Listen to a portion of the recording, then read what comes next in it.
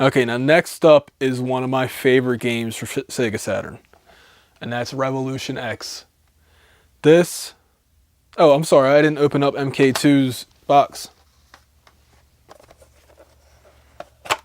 Which actually... What happened?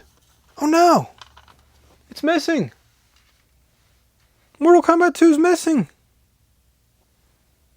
What the heck? Dude! Here's another oddity. You see that?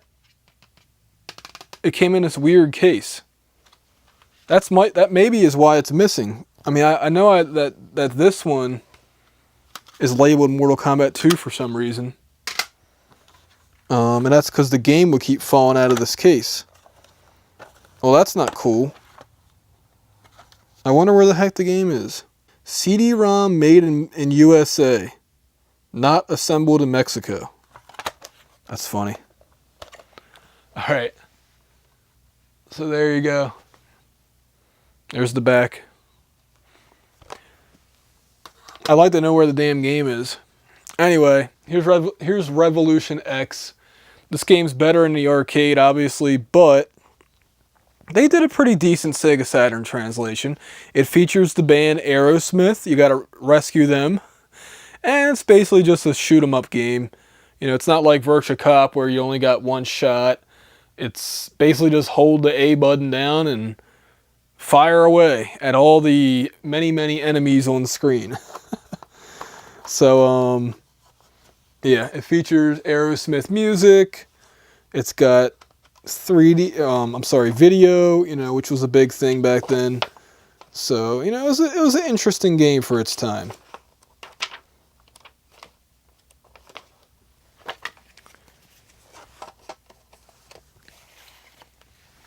And let's see, I'm just curious.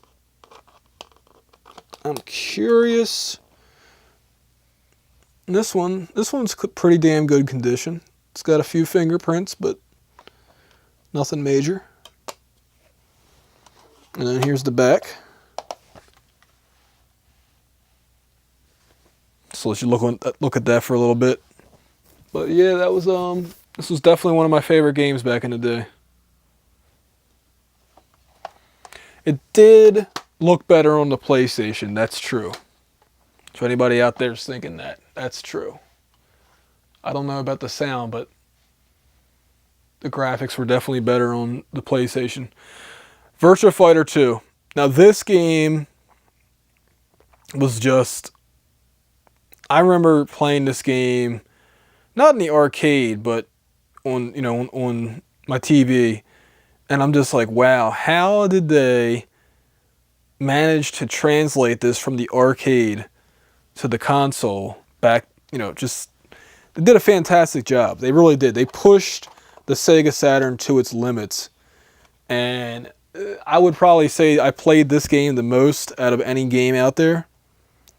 Was it my favorite game? I don't know. I don't know if this was my favorite one, but I definitely played it more than the rest of my games. And, yeah. It's the one I'm actually probably looking forward to the most to play again. Just to see what it actually looked like. And I do still have a standard definition TV I can hook it to. So. Alright, now this game's interesting. So, it's not the most realistic soccer game out there, but it was a lot of fun to play. And, yeah, it was, from what I remember, it was better to control than the hockey game. So, there you go. I don't think I played this game that much. Oh, look, the manual's huge with this one, too. Look at this.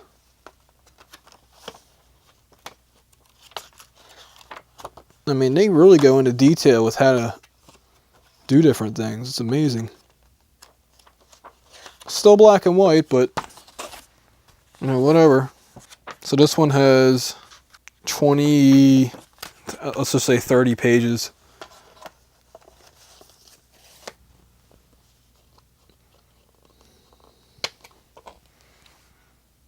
Very good condition. I don't see any fingerprints on this. I see some spots, but That's about it. Let's see the back.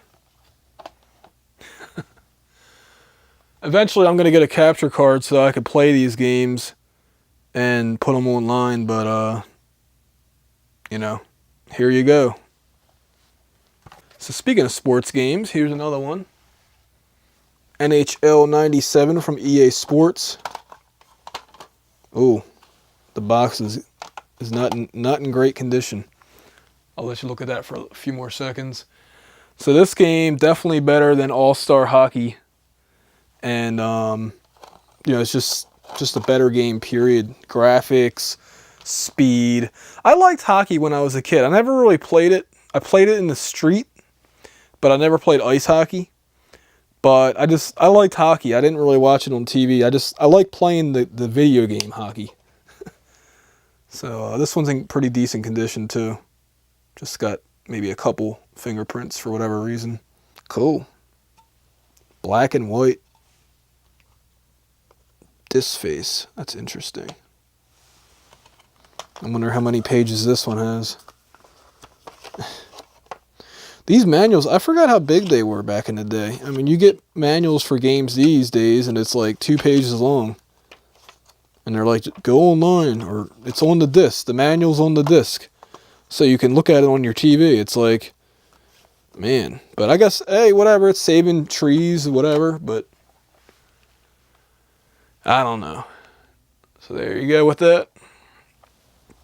Like I said, I definitely remember this game was the better game. Now, obviously, it was released like that NHL All-Star Hockey was one of the original Sega Saturn games.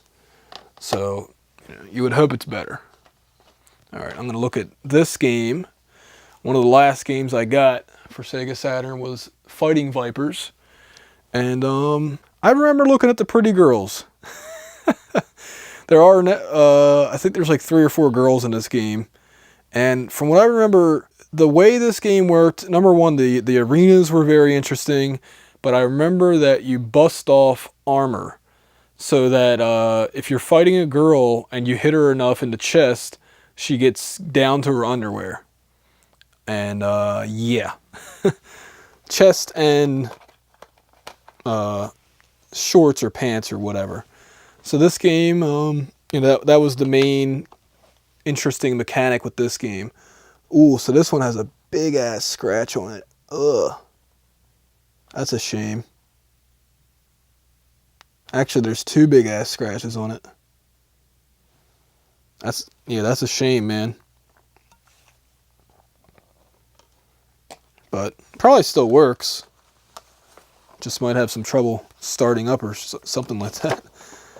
Another big manual. Wow. Oh, this one has profiles for each character. Wow. I keep saying wow because it's like, you know, you just don't see games with these manuals anymore, so. And then here's the back. And we're down to, well, no, we got 2 big cartridge games left. I'll tell you what, just to break up the monotony a little bit, let me show you the close-ups of Virtua Racer, or Virtua Racing. And again, I got this from Blockbuster. Well, you can't see that on the back, but you can see it on the cartridge. Let me see if I can put this on here. Okay. So, like I said earlier, when this game first came out, it was $100 because of the SVP chip. So it allowed the Sega Genesis to process polygons fast enough for a racing game. So that's why there's this extra thing down here. Now the odd thing about this, somebody actually mentioned this, Sega could have saved a lot of money. You know, apparently this game tanked, and they could have saved a lot of money if they just would have made, if you remember the game Sonic and Knuckles, you had the lock-on cart. If they would have taken the SVP chip and made that like an accessory for, let's say, $30 or $40, and then you basically just locked on any upcoming games to that. That would have saved them, the game would have been a lot more reasonable, and then any SVP games would be cheaper in the long run. So, but there you go. That's funny, Sega Sports on this one.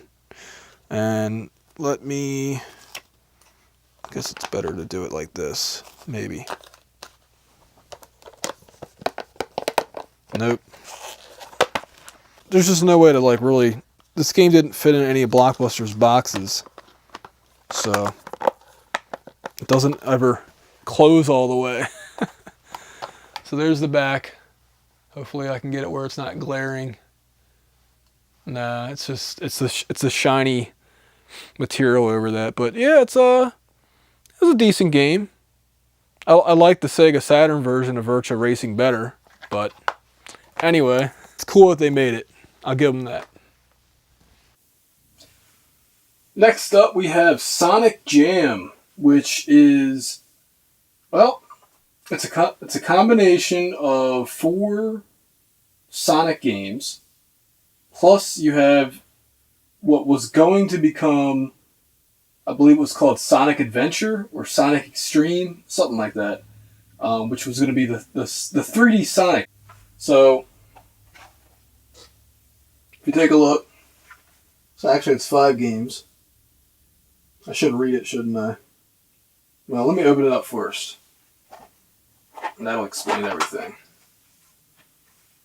So, this was probably one of the last games I got for Sega Saturn. If not the last game. What is this, Bomberman? Just Bomb. Yeah, it's Bomberman.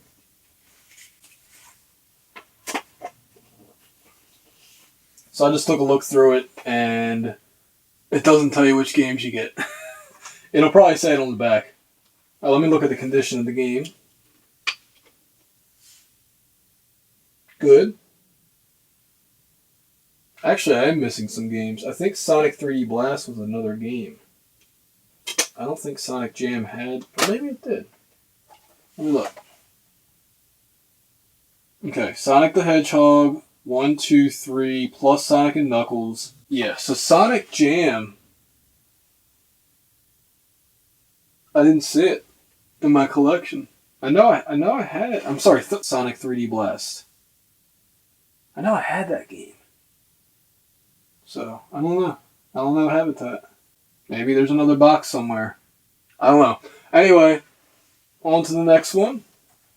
I will show you the Legend of Zelda Ocarina of Time stuff. So, I already showed you the other stuff. Well, I showed it to you from far away. So here's what it looks like up close.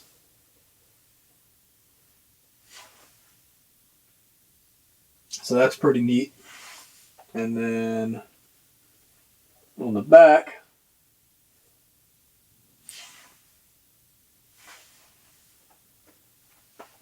I wonder if the manual's in here.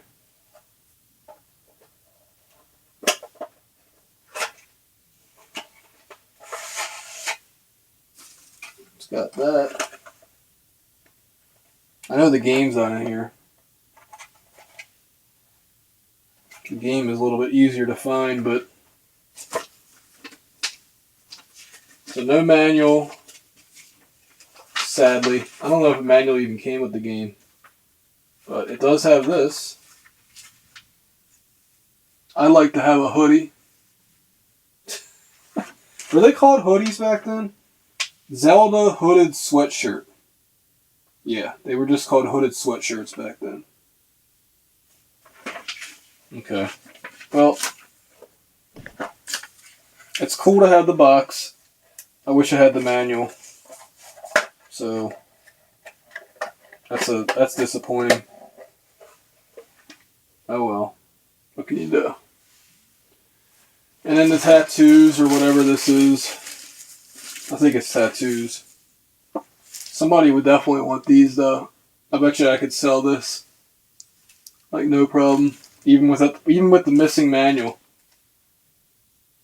You know, it won't be as much, but the collectible stuff. Now, I'm not going to open this poster up, but like I said, somebody out there would love to have all this stuff. I'll open it like halfway. See, there's the Electronics Boutique logo right there. So, back in the bag, everything goes.